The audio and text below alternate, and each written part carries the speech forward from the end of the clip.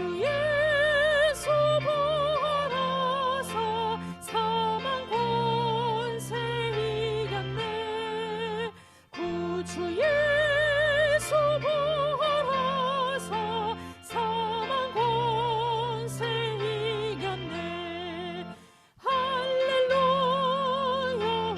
우리 예수 왕의 왕이 되시고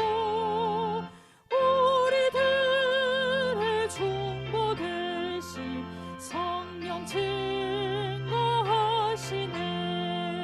구주 예수 보라서 처음 열매 되셨네. 구주 예수 보라서 처음 열매 되셨네.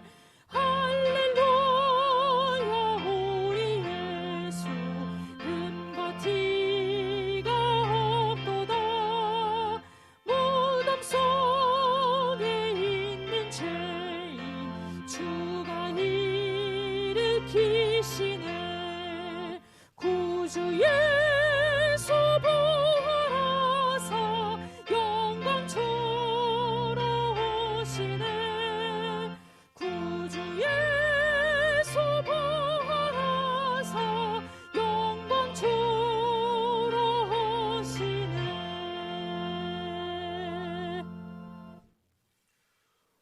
우리 주 예수 그리스도의 아버지 하나님을 찬송하리로다. 그의 많으신 긍휼대로 예수 그리스도를 죽은 자 가운데서 부활하게 하심으로 말미암아 우리를 거듭나게 하사 산소망이 있게 하시며, 하나님은 영이시니 예배하는 자가 영과 진리로 예배할지니라. 아멘.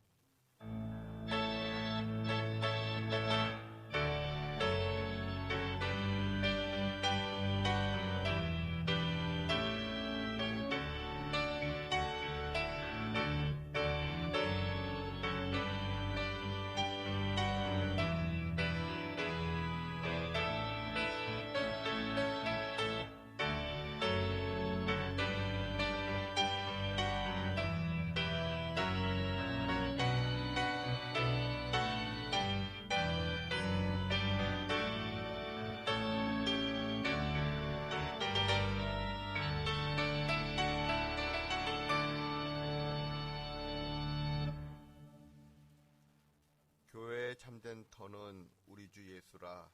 그 귀한 말씀 위에 이 교회 세웠네. 주 예수 강림하사 피 흘려 샀으니 땅 위의 모든 교회 주님의 신부라. 하나님 고맙습니다. 오늘 드림교회 창립 22주년을 기념하며 하나님께 감사 예배를 드리게 하시니 고맙습니다. 드림에 속한 권속들이 한마음으로 올려드리는 이 귀한 예배를 기쁘게 받아 주시옵소서. 예수님의 이름으로 기원하옵나이다. 아멘. 성시교독은 68번입니다.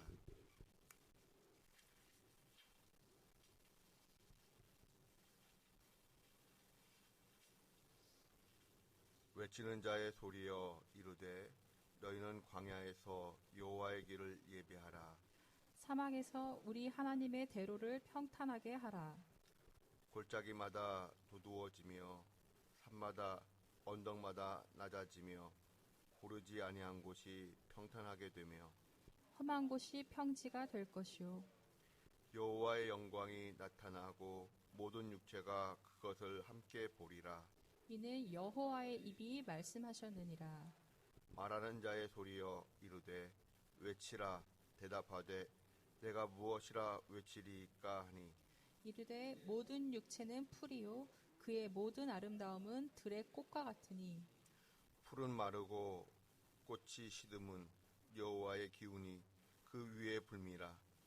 이 백성은 실로 풀이로다. 풀은 마르고 꽃은 시드나 우리 하나님의 말씀은 영원히 서리라 하라. 아멘.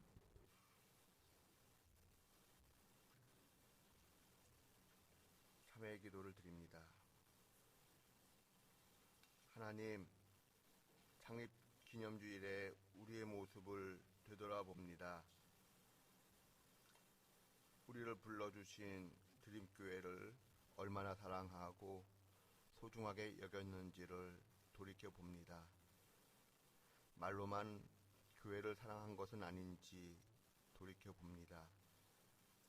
하나님, 교회를 위하여 더 사랑하지 못하고 더 충성하지 못하고 더 섬기지 못한 허물을 용서하여 주시옵소서. 이제는 하나님과 저만이 아는 죄를 하나님 앞에 고백합니다.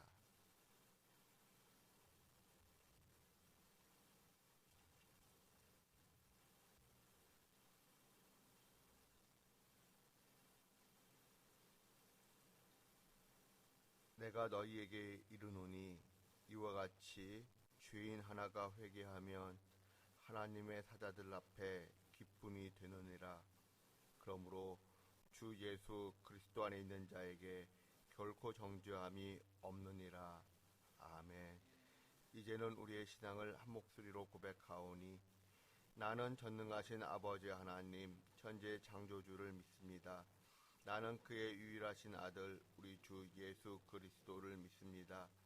그는 성령으로 잉태되어 동정녀 마리아에게서 나시고 본디오 빌라도에게 고난을 받아 십자가에 못 박혀 죽으시고 장사된 지 사흘 만에 죽은 자 가운데서 다시 살아나셨으며 하늘에 오르시어 전능하신 아버지 하나님 우편에 앉아 계시다가 거기로부터 살아있는 자와 죽은 자를 심판하러 오십니다. 나는 성령을 믿으며 거룩한 공교회와 성도의 교제와 죄를 용서받는 것과 몸의 부활과 영생을 믿습니다. 아멘. 자리에 앉으셔서 찬송가 208장 찬송하겠습니다.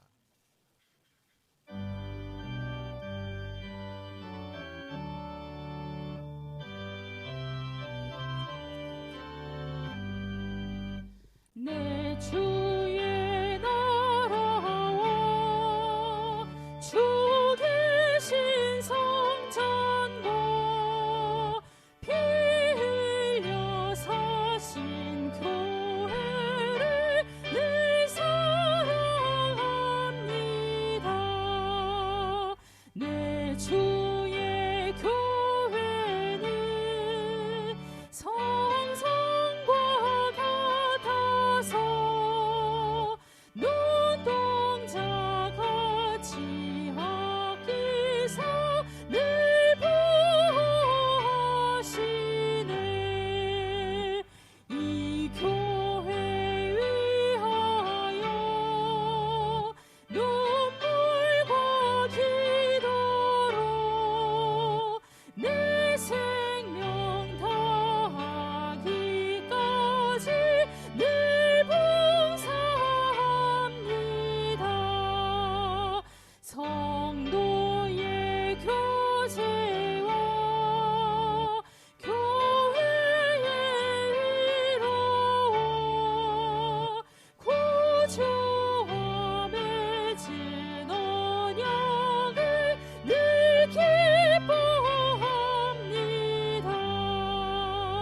하늘의 영광과 베푸시는 은혜가 진리와 함께 영원히 온 몸에 넘치네.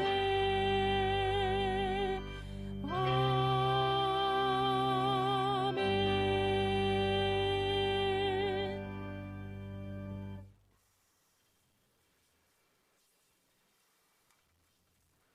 우리 삶의 목자가 되어주시는 사랑의 하나님 아버지, 지난 한 주간도 어지러운 세상 중에 저희가 살다가 주의 전에 모여 예배드리게 하심을 감사드립니다.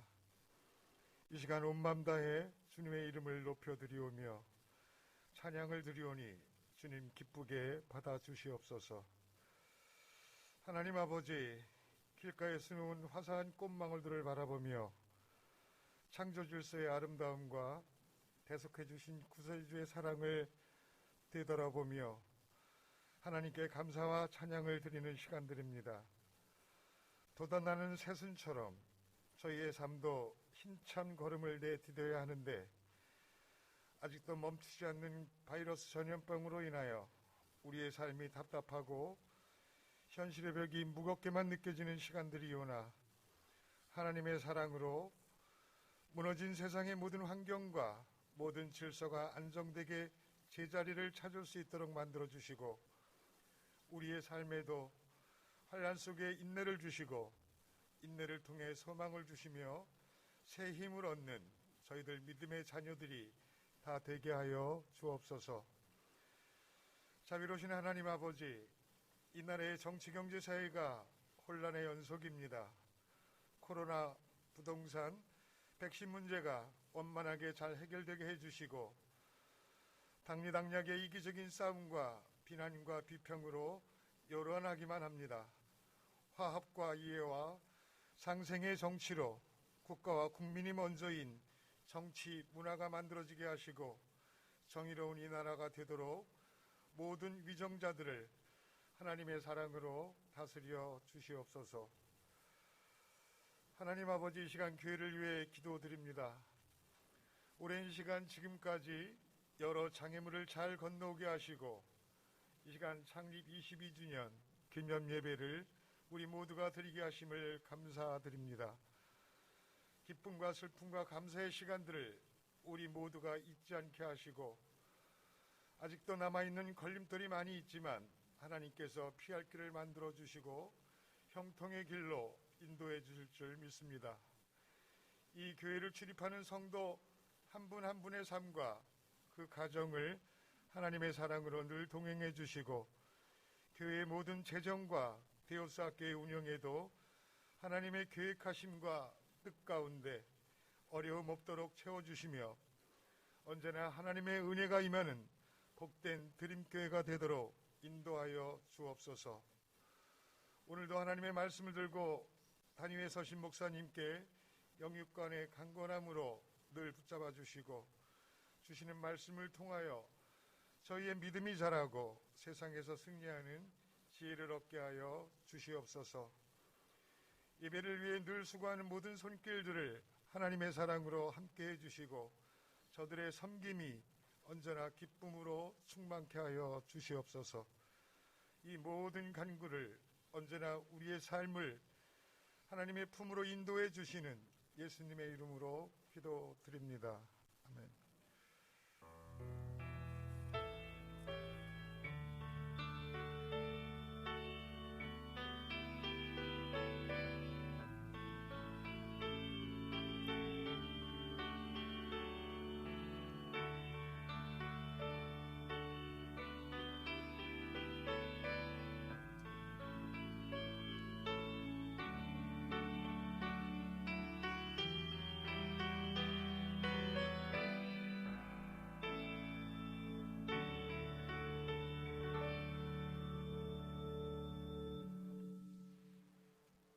하나님의 말씀은 누가복음 24장 25절에서 32절입니다. 누가복음 24장 25절에서 32절 말씀을 교독하겠습니다.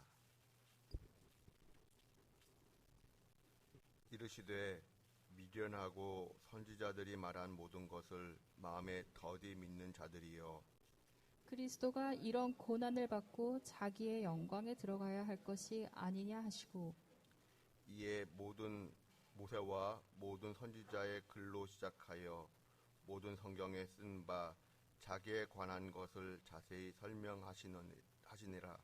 그들이 가는 마을에 가까이 가매 예수는 더 가려 하는 것 같이 하시니 그들이 강권하여 이르되 우리와 함께 유하사이다. 때가 저물어 가고 날이 이미 기울었나이다 하니 이에 그들과 함께 유하러 들어가시니라. 그들과 함께 음식 잡수실 때에 떡을 가지사 축사하시고 떼어 그들에게 주시니 그들의 눈이 밝아져 그인 줄 알아보더니 예수는 그들에게 보이지 아니하시는지라. 그들이 서로 말하되 길에서 우리에게 말씀하시고 우리에게 성경을 풀어주실 때에 우리 속에서 마음이 뜨겁지 아니하더냐 하고. 아멘.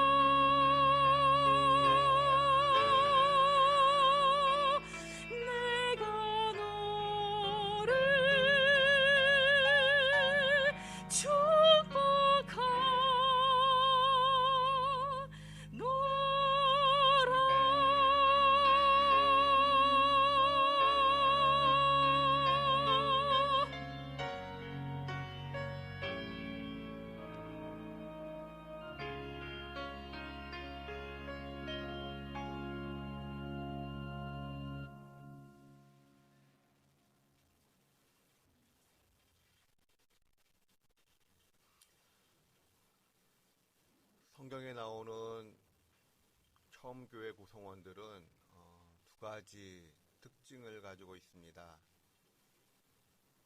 한 가지는 부활하신 예수님을 직접 만나 배웠다는 것입니다.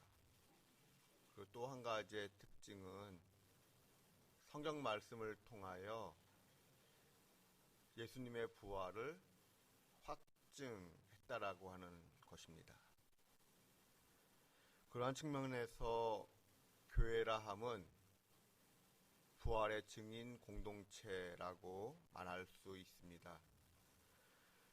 그렇다면 처음 교회 구성원들은 구체적으로 어떤 사람들이 부활의 증인으로서의 역할을 감당했을까요? 누가복음 24장에는 크게 세 그룹의 사람들이 나옵니다. 첫 번째 그룹은 부활의 증인으로서의 첫 번째 그룹은 갈릴리에서부터 예수님을 따라 나선 여인들입니다. 이들은 예수님을 향한 강한 믿음을 가지고 있었습니다. 예수님께서 십자가를 지시는 그 자리까지 따라가는 그러한 모습을 보여주었습니다. 사복음서를 종합해 보면 이러한 여인들에게 천사가 나타나 예수님의 부활 사실을 알렸습니다. 그리고 예수님께서 평소 하셨던 말씀을 기억해 보라고 권면했습니다. 여인들이 예수님의 말씀을 기억해 내었을 때에 예수님께서, 부활하신 예수님께서 이 여인들 앞에 나타나셨습니다. 부활의 증인 두 번째 그룹은 예수님의 11제자를 포함하여 예루살렘에 머물러 있었던 제자들입니다. 이들은 예수님을 끝까지 지켜드리지 못했다고 하는 죄책감을 가지고 있었습니다. 그러나 이들은 쉽게 공동체를 예루살렘을 떠나지 못하고 어찌하면 좋을런지 갈등하고 있었습니다. 그런데 부활하신 예수님께서는 이들에게도 나타나셨습니다. 제자들은 예수님이 영으로 나타나신 줄로만 알았습니다. 그렇게 생각할 때에 예수님께서는 성경 말씀을 통해 자신의 고난과 죽음과 부활을 하나하나 설명해 주셨습니다. 부활의 증인 세 번째 그룹은 일명 엠마오를 향해 가던 두 제자입니다. 이들은 예수님께서 돌아가시자마자 고향 엠마오를 향하여 길을 떠나고자 했습니다. 누가복음 24장 13절에서 이들이 엠마오 마을로 갔다라고 할 때 이 갔다라고 하는 헬라어는 문자적으로 가버리다, 무엇으로부터 떠나다라는 뜻으로 비유적으로는 죽다라는 뜻을 가지고 있습니다. 엠마오를 향해 가던 두 제자는 예수님의 제자들과 모든 관계를 정리하고 이제 단절하듯 떠났다라는 것입니다. 그럼에도 불구하고 부활하신 예수님께서 이들을 버리지 아니하시고 부활의 증인으로 세워주셨습니다. 생각해보면 엠마오를 향해 가던 두 제자의 태도와 모습을 우리가 많이 닮지는 않았는가 생각을 해봅니다. 엠마오를 향해 가던 두 제자, 안식일법에 걸려서 길을 떠나지 못했을 뿐입니다. 안식일이 끝나고 날이 밝아오면 작별 인사를 하고 곧바로 떠날 작정이었습니다. 그래도 오랫동안 함께 먹고 자고 했던 사람들이었기에 작별 인사는 하고 떠나고자 했습니다. 그런데 막상 떠나고자 하니 잠이 오질 않습니다. 밤새도록 뒤척이다 새벽녘이 되어서 겨우 잠이 들었습니다.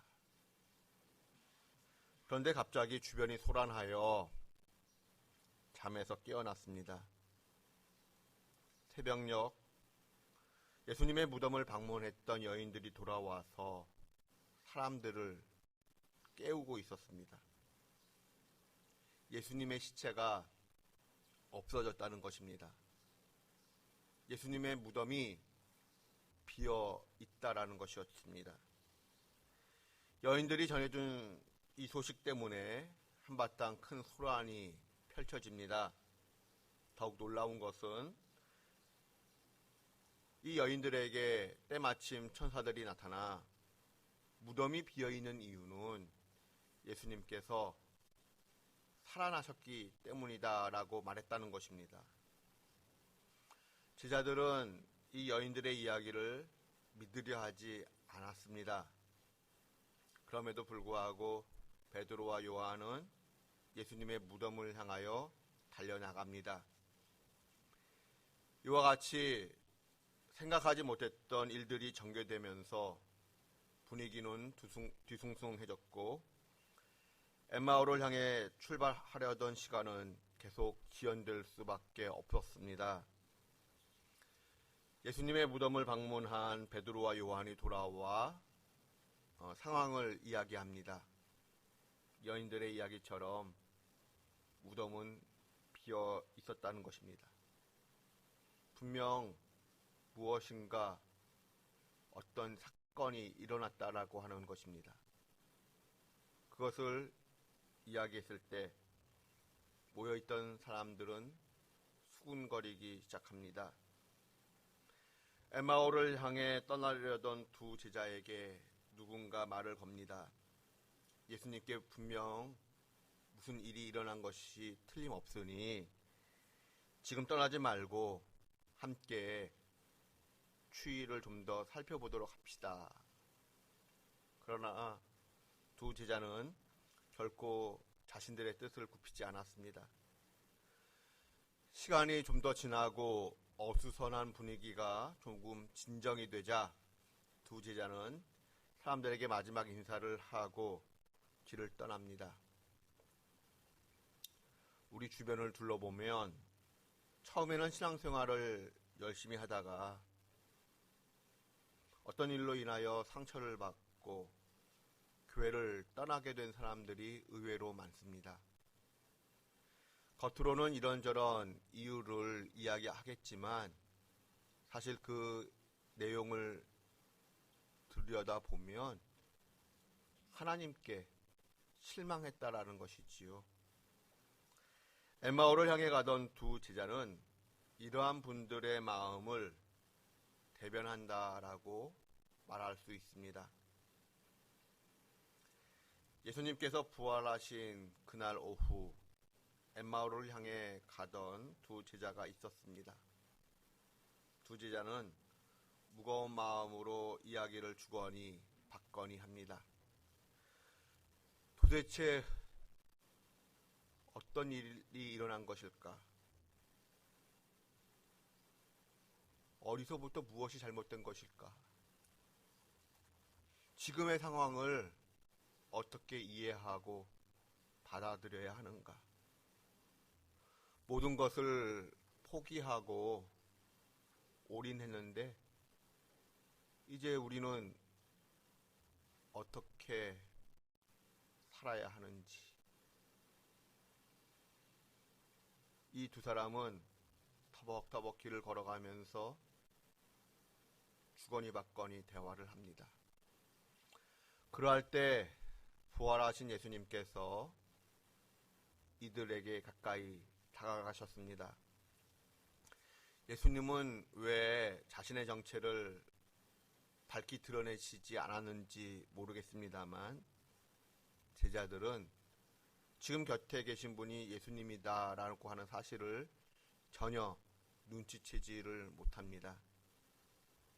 예수님은 두 제자의 이야기를 들으시면서 같은 방향으로 걷고 계셨습니다. 그렇게 걷다가 예수님께서 말을 거셨습니다. 당신들은 지금 무슨 이야기를 주거니 받거니 하는 것입니까? 두 제자는 잠시 머뭇거렸습니다. 예수님께 오히려 반문합니다. 예루살렘에 머물러 있었으면서도 어찌하여 예루살렘에서 요즘 일어난 일을 모른다 할 수 있습니까? 예수님께서는 도대체 무슨 일이냐라고 다시 재차 질문하셨습니다. 그러자 두 제자는 예수님을 아마도 외국인으로, 이스라엘 말을 할 줄 아는 외국인으로 생각했던 것 같습니다. 유대인이라고 한다면 예수님의 이야기를 도저히 모를 수 없기 때문이지요. 그러므로 제자들은 대제사장들과 관리들을 호칭할 때 우리 대제사장들과 관리들이라고 표현을 합니다. 우리라고 하는 단어가 예수님을 외국인으로 생각했다는 증거입니다. 얼핏 보면 외국인으로 보일 만큼 예수님의 외모가 무엇인가 달라졌다는 것을 뜻하기도 합니다. 두 제자는 이야기를 시작합니다. 나사렛 예수에 대한 일입니다. 그는 하나님과 모든 백성들 앞에서 말과 일에 능하신 선지자였습니다. 우리는 모든 소망을 그분에게 걸었습니다. 그분이야말로 우리를 구원해줄, 우리를 로마의 압제로부터 건져줄 메시아라고 생각하고 믿었습니다. 그런데 우리 대제사장들과 관리들이 예수님을 로마에 넘겨주었습니다. 결국 예수님은 십자가에 달려 굴욕적인 죽임을 당하셨습니다. 그런데 우리가 알고 있던 몇몇 여자들이 오늘 아침 말도 되지 않는 소리를 전해주었습니다. 새벽에 무덤을 찾아갔더니 예수님의 시신이 없어졌다는 것입니다. 그리고 그때 천사가 나타나 예수님께서 살아나셨다고 말했다는 것입니다. 여인들의 이야기를 듣고 우리와 함께 있던 두어 사람이 무덤을 향해 달려갔습니다. 그랬더니 과연 그 여인들이 말한 바와 같이 무덤은 비어 있었습니다. 그러나 예수님은 만날 수가 없었습니다. 여기까지가 엠마오를 향해 갔던 두 제자의 대답이었습니다. 두 제자가 예루살렘을 떠나 왜 엠마오를 향해 가고자 했던 것입니까? 예수님께 실망했기 때문입니다. 내가 바라고 기대하던 바대로 예수님께서 움직여주지 아니하셨기 때문입니다. 그 기대가 너무 컸고 바라는 바가 워낙 강했기 때문에 예수님에 대한 실망 또한 그만큼 컸던 것입니다. 사실 예수님에 대한 실망은 예수님에 대한 오해로부터 시작이 됩니다. 성경이 말씀하시는 예수님을 믿고 따랐던 것이 아니라 내 방식대로, 내 생각대로, 내 마음대로 예수님을 해석하고 믿고 따랐던 것입니다. 두 제자가 실족하게 된 이유를 파악하신 예수님은 말씀을 시작하셨습니다. 미련하고 선지자들이 말한 바 모든 것을 더디 믿는 자들이여. 예수님은 엠마오를 향해 가던 두 제자의 영적 상태를 요약하셨습니다. 자기 고집이 세서 성경의 가르침보다는 자기 생각을 앞세우고 있는 자들이라는 뜻입니다. 예수님은 평소 메시아의 고난과 죽음과 부활을 여러 번 말씀하셨습니다. 그러나 확증 편향에 빠져 있던 제자들은 예수님의 말씀을 전혀 기억하지 못하고 있었습니다. 우리 다 함께 누가복음 24장 26절 27절 말씀을 봉독합니다. 그리스도가 이런 고난을 받고 자기의 영광에 들어가야 할 것이 아니냐 하시고 이에 모세와 모든 선지자의 글로 시작하여 설명하시니라. 아멘. 예수님은 모세와 모든 선지자의 글로 시작하여 누가복음 24장 또 44절의 표현을 또 인용한다면 모세의 율법과 선지자의 글과 시편을 가지고 예수님은 제자들에게 자기 증명을 해 나가셨습니다. 예루살렘에서 엠마오까지의 거리는 25리 된다라고 성경은 기록하고 있습니다. 원어상으로는 직선거리로 약 11km 정도가 됩니다. 그러므로 실제로 걷는 거리는 11km를 넘을 것입니다. 그런데 대화의 내용을 자세히 살피면 예수님과 두 제자가 만난 장소는 출발점이 예루살렘일 수밖에 없는 예루살렘에서 아주 가까운 거리였음을 알게 됩니다. 그러므로 예수님과 두 제자는 적어도 10km 이상을 대화 나누며 함께 동행했다라고 볼 수 있습니다. 예수님께서 이 땅에 계시던 1세기에 잘 닦여진 양질의 도로를 이용할 경우 하루에 평균 27km 정도를 걸을 수 있었다고 합니다. 예루살렘에서 엠마오까지의 그 도로 상황이 어떠했는지 우리가 정확히는 알지 못하지만 예측하기에는 1시간에 2에서 3km 정도 걸었을 것으로 보여집니다. 그런데 우리가 아는 바와 같이 두 제자의 상황이 어떠합니까? 매우 낙심한 상태입니다. 그리고 예수님과 대화를 나누며 천천히 걷고 있는 중입니다. 때로는 대화를 할 때 멈추어 서기도 했을 것입니다. 그렇다면 적어도 약 4시간 정도는 대화 나누며 걸었다고 볼 수 있습니다. 예수님은 적어도 4시간, 오랜 시간 동안 성경 말씀을 풀어주셨습니다. 집중적으로 성경의 내용을 풀어주시는 가운데 자신의 죽음과 부활을 말씀을 통해 증거하셨습니다. 한마디로 모든 성경 공부를 끝장내는 일종의 저자직강이었습니다. 예수님은 얘들아 나를 자세히 좀 보아라. 아직도 내가 누구인지 모르겠느냐 라며 접근하지 아니하셨습니다.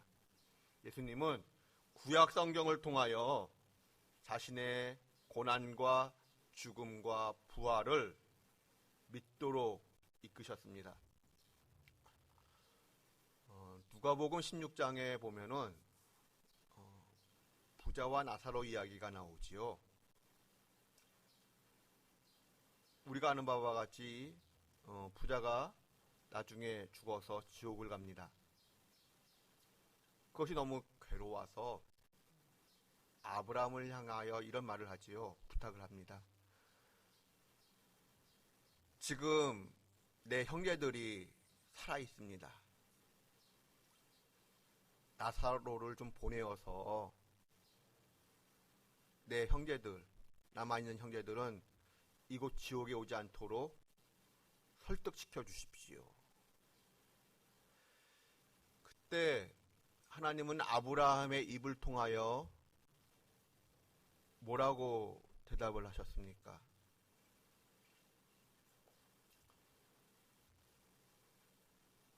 성경을 통하여 믿고 따르지 아니하면, 그러니까 성경의 그 기록으로는 모세와 선지자의 글을 듣지 아니하면, 성경의 말씀을 받아들이지 아니하면 죽은 자 가운데서 살아난 자가 있다 할지라도, 그가 설득한다 할지라도 소용이 없다라고 대답을 하셨습니다. 성경을 믿지 아니하면, 성경을 받아들이지 아니하면 죽은 자가 살아나는 기적을 보았다 할지라도, 그 사람이 아무리 유능하게 설득을 한다 할지라도 구원하고는 아무런 상관이 없다라는 것입니다. 기적이 믿음을 가져오는 것이 아닙니다. 우리가 믿음의 근거를 눈에 보이는 것에 기초하면 상황에 따라 언제든지 무너질 수 있습니다. 그러므로 우리는 믿음의 근거를 하나님의 말씀에 기초해야 합니다. 예수님께서는 영원히 변하지 않는 하나님의 말씀에 기초하여, 근거하여 자신의 죽음과 부활을 증거하셨습니다. 그런데 여기서 우리가 좀 더 주목하고 싶은 것이 있습니다. 예수님께서 성경 말씀을 가지고 자신의 죽음과 부활을 증거하셨다는 것은 사실 오늘날 우리를 위한 배려라는 것입니다. 예수님께서 하늘로 승천하신 이후로 사람들은 부활하신 예수님을 직접 체험할 수가 없습니다. 목격할 수가 없습니다.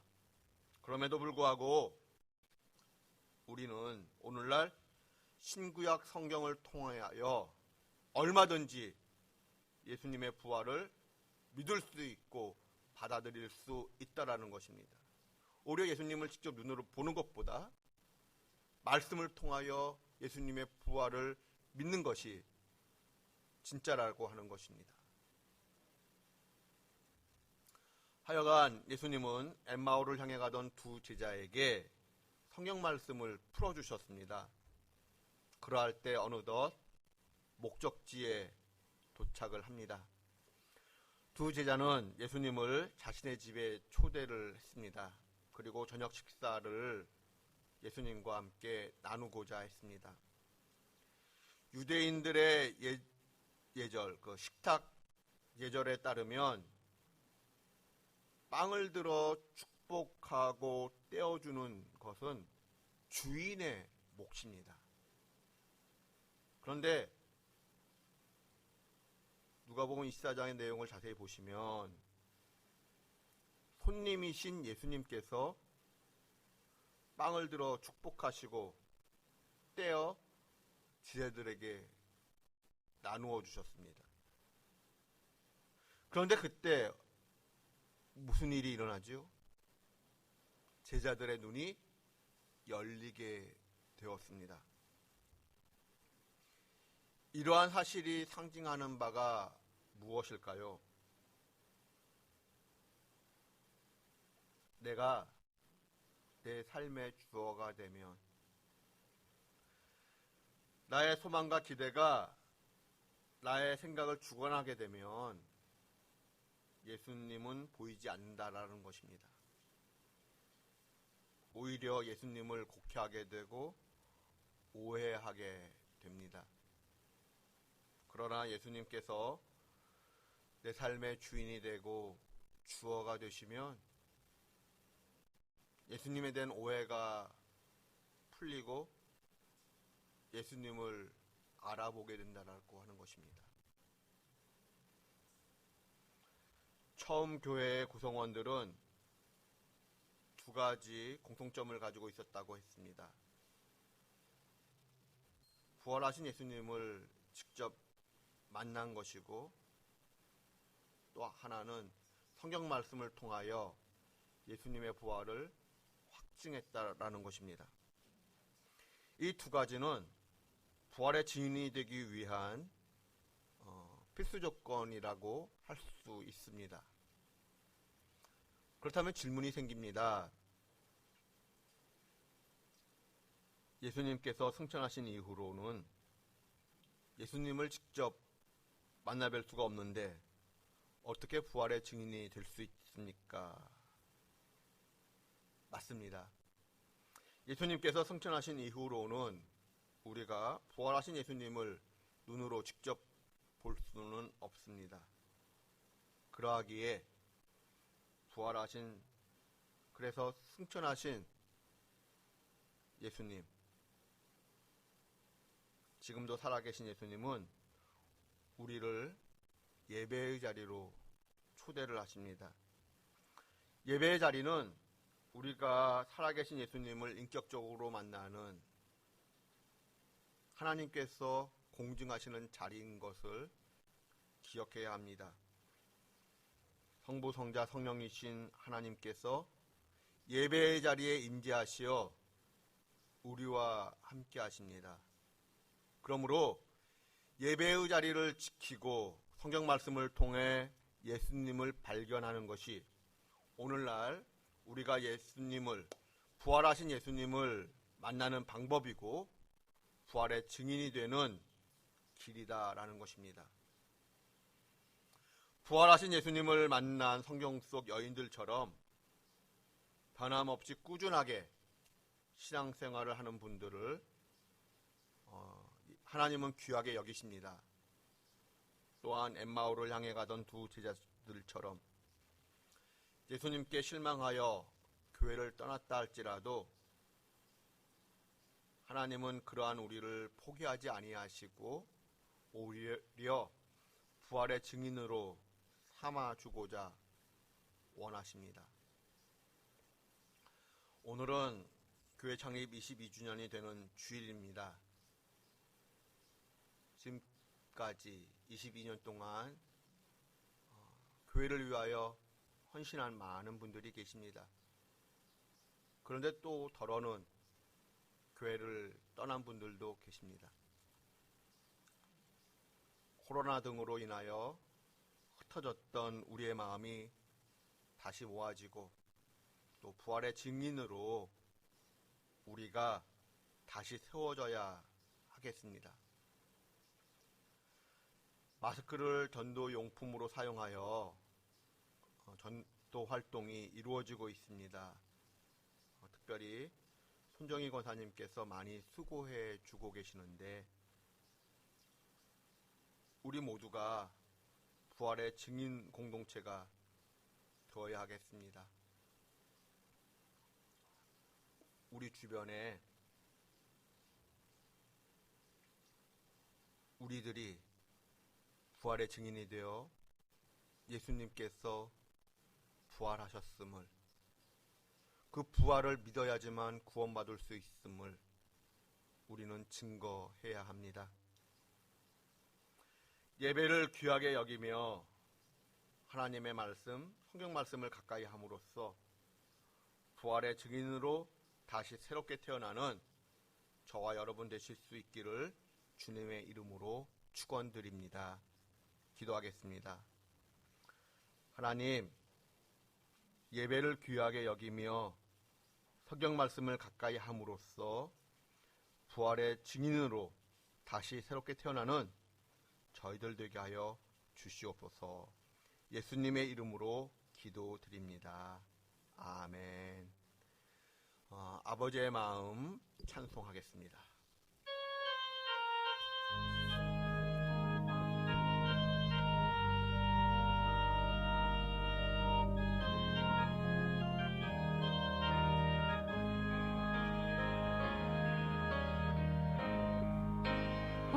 아버지의 마음 열방을 사랑하시는 한 영혼을 천하보다 귀하게 여기는 마음 아버지의 마음 가난한 자 억울한 자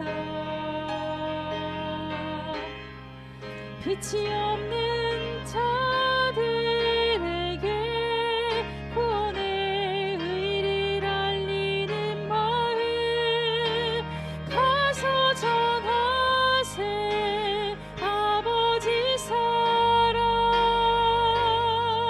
잃어버린 영혼 돌아오도록 가서 나누세 아버지 사랑 모든 열방 구원에 이르도록 아버지의 마음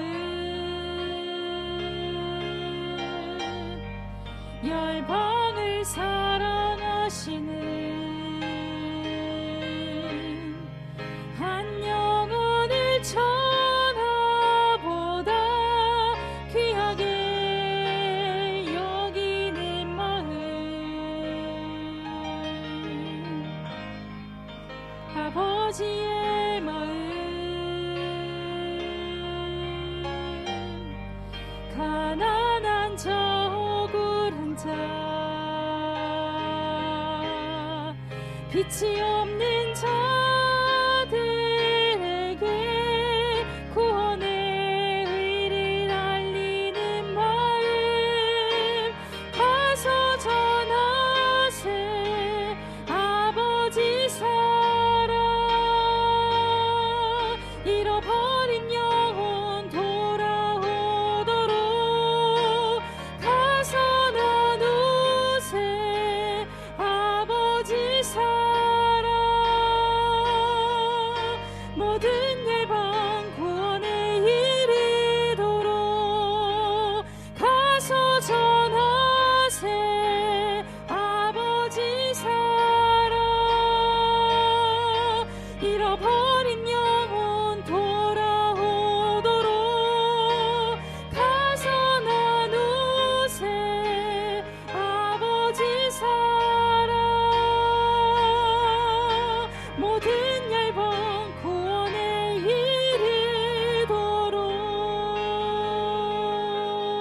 이르도록 봉헌의 시간 갖겠습니다.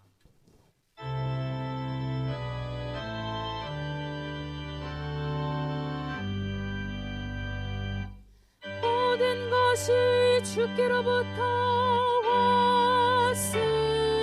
왔으니 이 예물을 주께 드리나이다.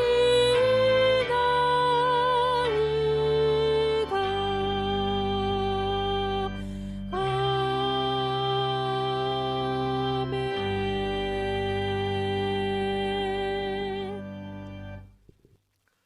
하나님 감사합니다.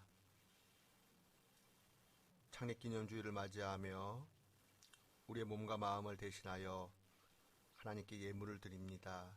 받아주시옵소서. 쓰이는 곳에 아버지의 영광이 드러나기를 소망합니다.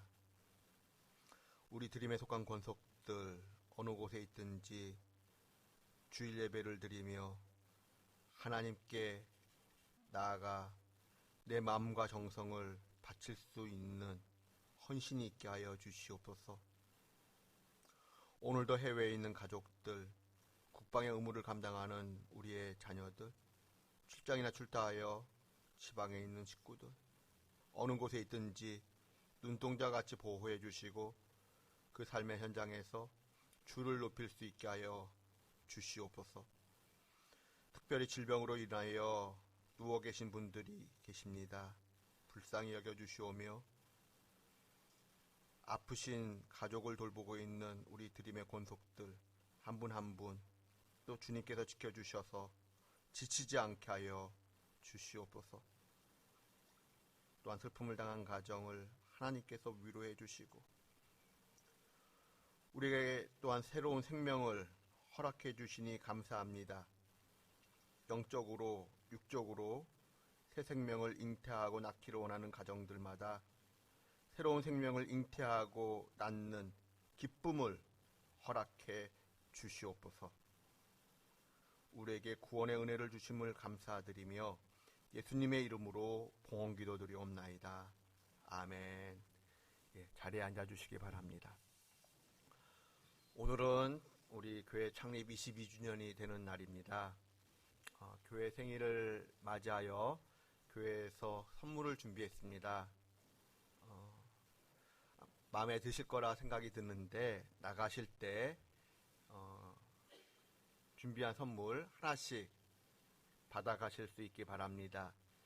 가정에서 주일 예배를 드리시는 분들은 오늘 오후부터 또 토요일 사이에 일주일 동안 교회를 방문하시어 기념품을 가져가실 수 있기 바랍니다. 2층 현관에 비대면으로 이름을 쓰시고 가져가시면 되겠습니다. 지난 주간에 김규태 집사님 모친상이 있었습니다. 작년 7월에 아버지께서 돌아가셨는데 또 지난 주간에는 어머니께서 돌아가셨습니다. 슬픔을 당한 가정을 위하여 기도해 주시기 바랍니다.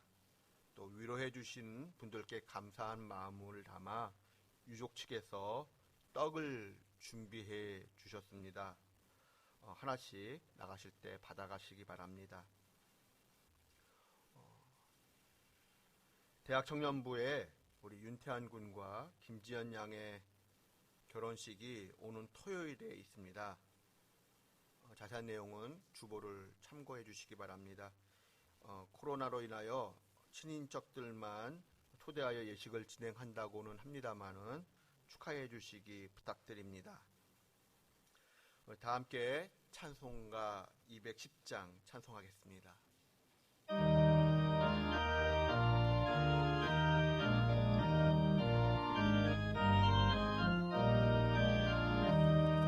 시온 성과 같은 교회 그의 영광 한없다. 허락하신 말씀대로 주가 친히 세웠다. 반석 위에 세운 교회 흔들 자가 누구랴. 모든 원수해 왔어도 아무 근심 없도다. 생명샘이 솟아나와 모든 성도 마시니 언제든지 흘러넘쳐 부족함이 없도다. 이런 물이 흘러가니 목마를 자 누구랴. 주의 은혜 풍족하여 넘치고 더 넘친다. 주의 은혜 내가 받아 시온 백성 되는데 세상 사람 비방해도 주를 찬송하리라. 세상 헛된 모든 영광 아침 안개 같으나 주의 자녀 받을 복은 영원 무궁하고다.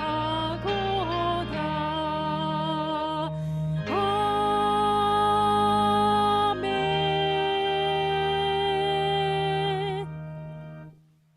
우리 주 예수 그리스도의 은혜와 하나님의 크신 사랑과 성령의 교제가 창립 22주년을 맞이하는 드림교회 위에, 그리고 그 권속들 한 분 한 분의 삶과 가정과 일터 위에, 우리 조국 대한민국의 미래와 번영, 특별히 북녘의 지하교회 성도들 위에, 그리고 선교사님들과 그 사역들 위에 지금부터 영원까지 늘 함께 하시기를 간절히 축원하옵나이다.